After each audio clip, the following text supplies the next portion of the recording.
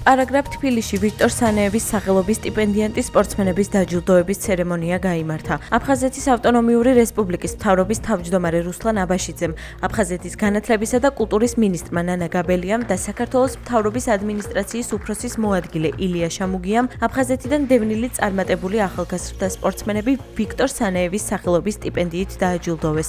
სტიპენდიანტებს სიგელები და ფულადი ჯილდოები გადაეცათ. ვიქტორ სანეევის სახელობის სტიპენდია ენიჭებათ საკონკურსო წლისა და წინა სპორტული სეზონის განმავლობაში განსაკუთრებული მიღწევების მქონე აფხაზეთიდან დევნილ ახალგაზრდებს, როგორც ოლიმპიური, ასევე არაოლიმპიური სპორტის სახეობის სპორტსმენებს. საკონკურსო კომისიამ 3 გამარჯვებული გამოავლინა.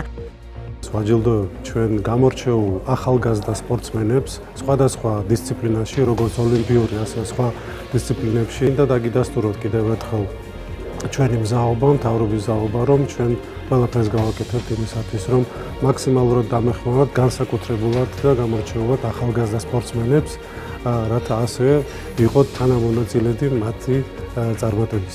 მიმდინარე წელს პირველი სტიპენდიაა, რომელიც სპორტის მიმართულებით დაარსდა სამინისტროში.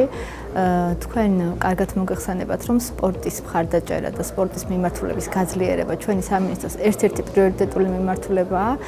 წელს შეირჩა მხოლოდ და მხოლოდ 3 წარმატებული სპორტსმენი. ეს ყველაფერი ემსახურება იმას, რომ ჩვენს დევნილ სპორტსმენებს მაქსიმალურად დაუჭიროთ მხარი და მათ კიდევ ერთხელ შეუწყოთ ხელი სხვა ძალიან დიდი წარმატებებისკენ, იმიტომ რომ ჩვენი სპორტსმენების გამარჯვება ნამდვილად ჩვენი ქვეყნის გამარჯვებაა და აფხაზეთის გამარჯვება.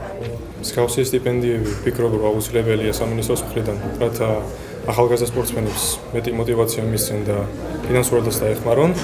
17-ვე სპორტსმენს, რომელიც ნომინირებული იყო ამ სტიპენდიისთვის გამარჯვებაში, უსურვებთ წარმატებებს და იმ 3-ს, რომელმაც გაიმარჯვა ჩემთან ერთად პროფესორადორს, იმათ ულოცავ და ჩემთვის აქ ყოფნა არის ძალიან სასიამოვნო მათთან ერთად. ვფიქრობ, რომ თითოეული სპორტსმენისთვის აქ ყოფნა არის პატივი და ყველა მათგანი უნდა იცოდონ, რომ ჩვენ ერთად ვიბრძოლოთ დიდი მიზნისთვის.